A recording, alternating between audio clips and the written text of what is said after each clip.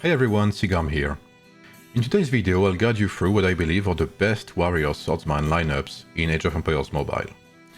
With so many swordsmen available, it's easy to make mistakes, so we'll focus on optimizing your lineup from early to late game for both free-to-play and spenders. We'll cover hero combinations, skills, rings, and of course my top picks for the strongest lineups. Warrior Swordsmen have great synergies, they are excellent against pikemen, which tend to dominate the battlefield these days, and they can evolve as new heroes unlock. They are great to start the game with, so let's dive in and start cooking.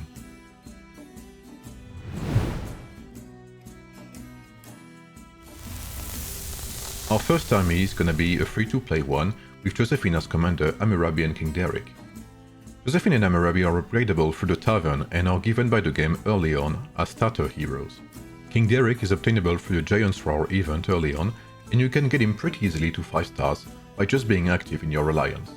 Let's first look at one of the synergies we have here, Hammurabi and King Derek. You'll notice throughout this guide that every lineup will always contain one of these key synergies. Hammurabi and King Derek, Miyamoto and Tribhuwana, Miyamoto and Yodit, or Yodit and Tribhuwana. Hammurabi's signature skill will inflict the rout effect on the target you are facing, while King Derek's signature skill will increase the damage taken by your enemy if he is in rout state. In Age of Empires Mobile, placements in lineups are important. The commander plays first, then the second hero in line, then the third, then back to the commander. So we want to place Hammurabi before King Derek to ensure the enemy is in rout state when it's King Derek's turn. It's also worth noting that these two heroes will buff your commander directly or indirectly. Hammurabi's signature skill will increase the might damage your commander does, while Derek will decrease the enemy resistances and increase your hero's might if he is rank 5. So Hammurabi and King Derek are a very good duo early on, acting as very good supports and sub DPS while playing around the rout state. We'll use Josephine as a commander because she's quite a good DPS honestly. She has access to weak spot attack as a customizable skill, and her commander skill deals a big chunk of single target damage with a very quick charging rate as well. She only needs 200 rage to cast her commander skill, and she instantly gains 120 when engaging in fight, so the first activation is very quick. Being buffed by Hammurabi and King Derek, she'll do very well early on and will carry you through expeditions and events and so on. Regarding skills, we'll want to keep one epic skill per hero early on at least. If you manage to get legendary tokens to unlock legendary skills, here's what you could take. Keep Infuriation on Josephine for the extra might boost, and replace Thunder by weak spot attack, which is one of my favorite DPS skills. For Hammurabi and Derek, we'll play around that rout state to maximize Derek's potential. Keep Thunder on both heroes and take High Spirit on Hammurabi to increase his skill's activation chance. Take Earth Crush on King Derek to get a bit more damage and to increase the chance to inflict the rout state on your opponent. By the way, and before I get to the next lineup, it's important to say that the stars displayed below the heroes on the screen are what I would recommend to get the hero to its power spike.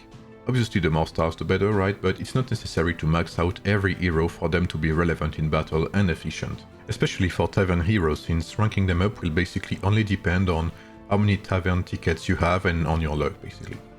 Now let's take a look at what's available for spenders early on.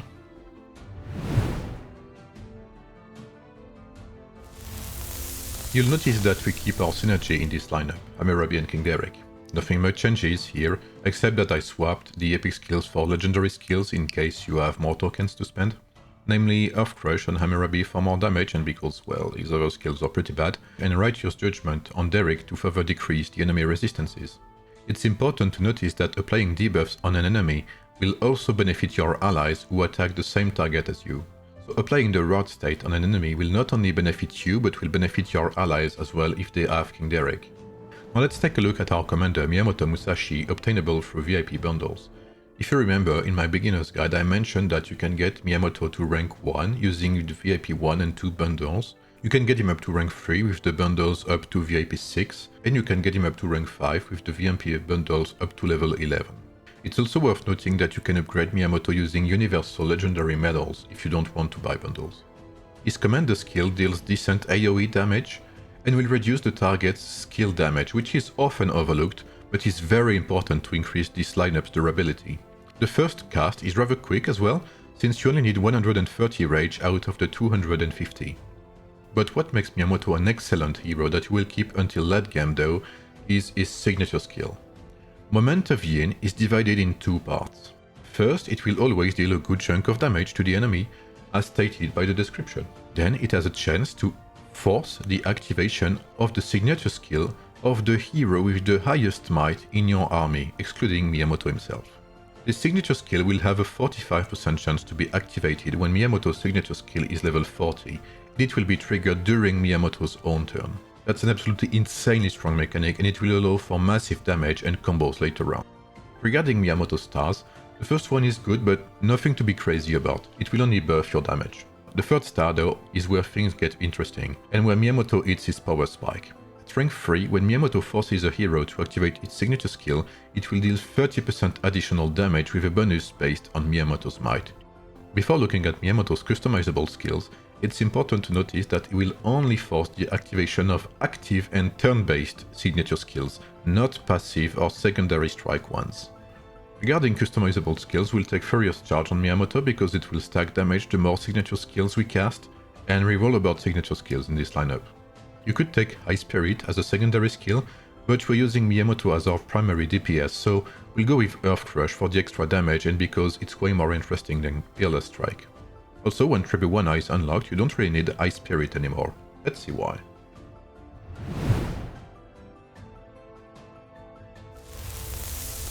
In this lineup, we replace Josephine with Tribhuwana, our newest hero, and that will allow us to add Josephine to a potential archer lineup, where she fits very well.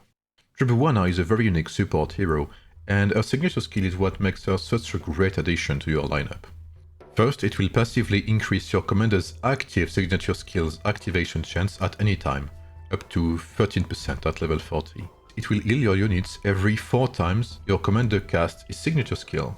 And finally, after 3 seconds in battle, so after a complete turn, it will increase your commander's signature skill's activation chance by another 50% for 12 seconds. As you can probably see now, she's an incredible support hero whose only purpose is to massively boost your commander, making it kind of like a semi-automatic rifle at this point. For her skills, I suggest taking Fortification, which is a very good epic skill, as well as King's Blade to further emphasize on her support role. Fortification gets even better when Tribhuwana is rank 1, because she will heal her army every 3 commander signature skills instead of 4, which is a massive difference. That's also why I suggest getting her to rank 1. A rank 3 passive is not that impressive, but a rank 5 is massive, as it makes her recovery effect also boost your commander's next signature skill damage by 40%. But that's a big gap obviously between these two power spikes, rank 1 and 5, so that's why I suggest keeping her at rank 1, or not rushing past that at least if you want to focus on other heroes, and we'll see why that is useful as well to keep her at 1 star later on. Back to our army here, there's not that much of a difference between King Derrick and Hammurabi as a commander, but we'll use King Derrick since his signature skill is the most interesting one to be buffed by Tribhuwana.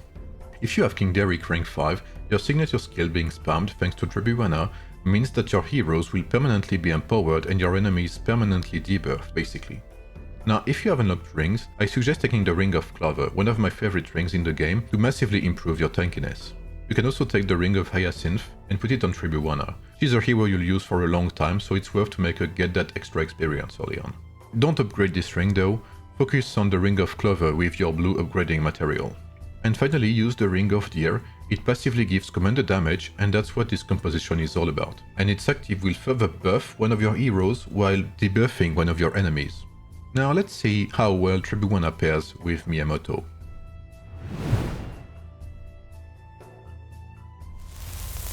The combo here is simple. Tribhuwana boosts Miyamoto's signature skill by increasing its activation chance. After 3 seconds in battle, it will be close to 90% activation chance thanks to Tribhuwana. Miyamoto activates his signature skill, which has a 50% chance to activate the signature skill of the hero with the highest might, which in our case would be Derrick. Derrick's signature skill will deal damage and boost the team and debuff the enemy team. This is what I called the machine gun comp when I first started getting it and upgrading it, and it forms the second big synergy we talked about at the beginning of the video, the Miyamoto and Tribhuwana combo. It's very important that Tribhuwana has less might than King Derrick in this composition. Remember that Miyamoto's signature skill will only activate active or turn-based signature skill. Tribhuwana's signature skill is passive, so if Tribhuwana has more might than Derrick, the combo falls apart. That's also why it's interesting to keep Tribhuwana at rank 1 for now, even for spenders, so keep your medals for later or check your might as you rank her up. For rings, take Skyward Knight on Tribhuwana. It will decrease her damage, but we don't care about that since she's a support, and it will passively increase your commander's damage. The active part of the ring will increase Miyamoto's signature skill activation chance and will increase his damage. This ring is mandatory for this lineup. Start hoarding tokens for it.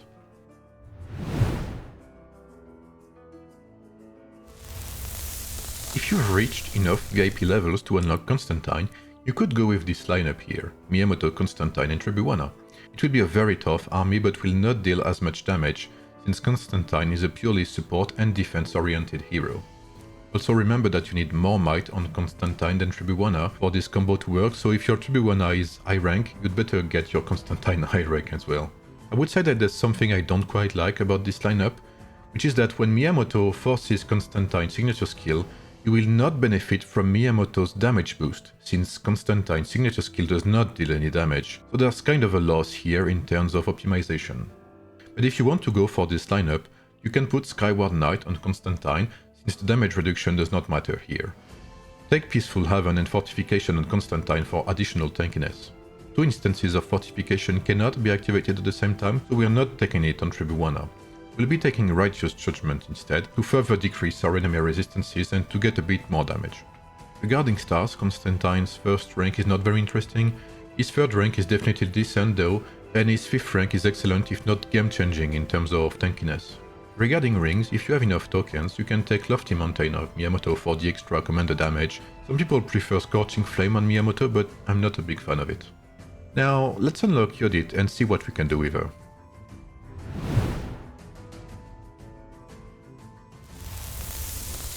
We have multiple choices as free-to-plays here, but let's look at this one first. Assuming we have both Derek, rank 5, and Tribhuwana. We discover a new synergy here, which is Yodit and Tribhuwana. Yodit is an incredibly strong DPS, obtainable through the legendary advent by spinning the wheel. Her signature skill deals very good damage and generates stacks of deterrence, each stack increasing her might by up to 35 at level 40.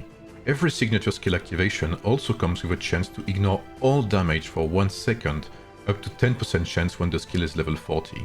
Her commander skill is less interesting though. It doesn't do that much damage unless you have 4 stacks of deterrence, at which point it will consume these stacks to deal increased damage. But losing the stacks of deterrence also means that you will lose the might you gained with them, which is why this commander skill is not that good in my opinion. She has very good customizable skills though. As a commander, I'd recommend using Battle Roar, an amazing DPS skill which reaches its maximum damage capacity at level 40 without needing to upgrade any stars. It makes it a very good free-to-play friendly skill, since stars only increase the activation chance. The second one is probably one of the best self-boosting skills in the game, which is Executor. It's the only skill, and listen closely here, it's the only skill I would recommend maxing up to 5 stars if you want to make the Yodit lineup your main lineup. Of course don't do it unless your other skills are a bit ranked up, remember the beginner's guide. At max level, this skill will give you a 50% chance to deal 80% increased damage on your signature skill, and this is what we're all about with Yodit and Tribhuwana. It will also increase your chance to activate your signature skill, so this is massive. You could also take Furious Charge here instead of Battle Roar to emphasize on our signature skill activations, but since Yodit is our main DPS here, we'd rather have an extra damage skill. Regarding rings again, if you've managed to get enough tokens to get the Skyward Knight ring, slap it on Tribhuwana.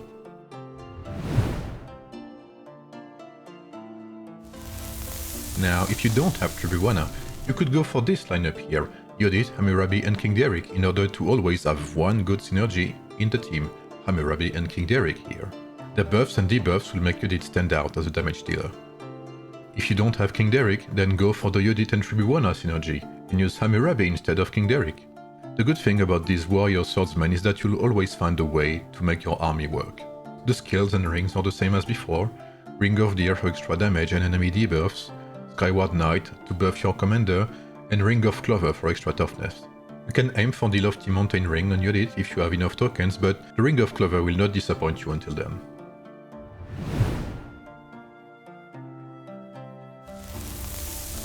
If you're a spender or if you unlock Miyamoto, this takes a whole new level. Remember the machine gun comp? Now it's the machine gun comp on acid. With this lineup, I'm able to defeat max level tribes in 1 second. The animations don't even have time to go off. We combine the Miyamoto and Tribhuwana synergy here, and we add on top of that the Miyamoto and Yodit synergy to get something really strong. Small note here, I prefer Furious Charge on Yodit here because since she's not commander anymore and because she will spam a signature skill like never before, it will get stacked pretty quickly. Now why is this combo so strong? Tribhuwana's signature skill buffs Miyamoto's signature skill, so I will cast it pretty often. Then Miyamoto has a 50% chance to activate Yodit's signature skill and buff its damage by 30% if your Miyamoto is rank 3. Then Yodit's signature skill has a 50% chance to get a 80% damage increase thanks to Executor. All of this in 1 single second during Miyamoto's turn. Do you see now why it's so powerful? Every time Miyamoto casts a signature skill, there is a 50% chance that Yodit will activate hers with a 30% damage boost, and a 25% chance that it will be activated and deal 110% more damage. It's the lineup I'm running currently and it's doing wonders. Incredible burst lineup. I prefer using Yodit as a secondary hero and not as a commander because she will not lose her deterrent stacks and will therefore keep her might bonuses, making her an incredible DPS in this position. It's even stronger once she is rank 5 and she can get up to 6 deterrent stacks. Also, if she's first, Tribhuwana and Miyamoto will boost her, but no one will boost Miyamoto, so he doesn't use his signature skill as much. But if Miyamoto is first, he's boosted by Tribhuwana and will boost Yodit himself. I've tried both setups and Miyamoto as a commander feels smoother with better results. And please remember that Yodit must have more might than Tribhuwana for this machine gun comp to work. Other than that, nothing changes with rings and skills, so let's take a look at our final lineup.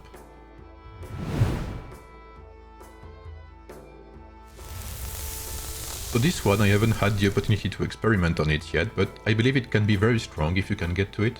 You take Battle Roar once again on Yodit to increase her damage capacities, and you replace Miyamoto with Constantine. In this setup, Yodit has a 100% signature skill activation chance for the first 15 seconds of battle if you have Tribhuwana at 5 stars, otherwise for 12 seconds.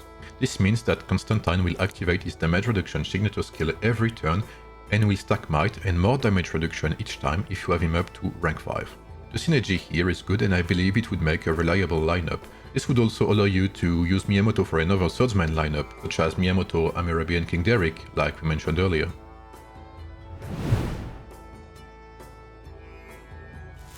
A general final note here about Warrior Swordsmen before we end this video. For gems, you want to focus on using gems that will increase your active skill damage as a priority for your DPS, such as Yodit and Miyamoto. You can also use gems that will increase your might and your troops' overall attack. For support heroes like Tribhuwana and Constantine, focus on gems that will increase your troop capacity and gems that will increase all attributes, as this will increase by a small amount your armor and strategy, making your lineup overall a bit tankier. I didn't mention Harald in this video because he's a terrible hero. He has little to no synergy with other Warrior Swordsman heroes, his stars are mediocre, his customizable skills are bad. Overall, avoid this hero and try to stick with the lineups I showed you, it's probably for the best. I didn't include King Arthur in this video because it would probably require a video on its own, and as it is now, is nearly impossible to get for the vast majority of players, so it's not interesting to spend time on a lineup that no one but a few would be able to use anyway.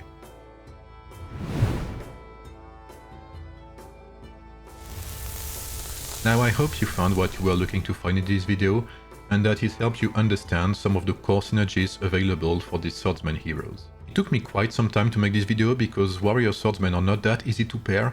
We have many in-game currently and there are a lot of possible combinations, which is also why I wanted to talk about them first. As always, if you have any questions, feel free to ask in the comments below and tell me if you'd like me to reproduce this format for other lineups. You can also join me on Twitch if you want more information about this subject or if you want to chat about these lineups. Don't forget to like, subscribe and share the video if you liked it. It really helps a lot to make the channel grow and it definitely motivates me to continue making guides which I hope are of quality. There's more to come soon with a hero tier list and more lineup guides, so stay tuned and I'll see you later. Bye everyone and enjoy this little musical summary.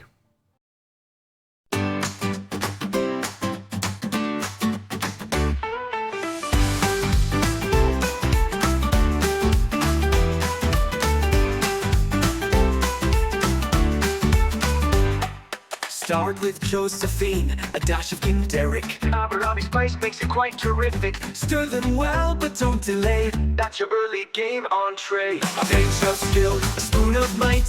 Here's the recipe for swordsman delights. Heroes mix, the flavors blend. Victory's yours from start to end.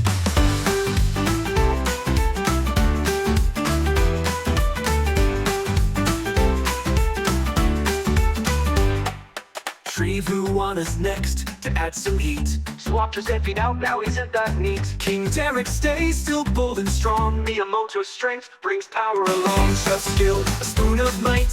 Here's the recipe for swordsman delights. Rings and gems for extra spice. Watch your army turn out nice.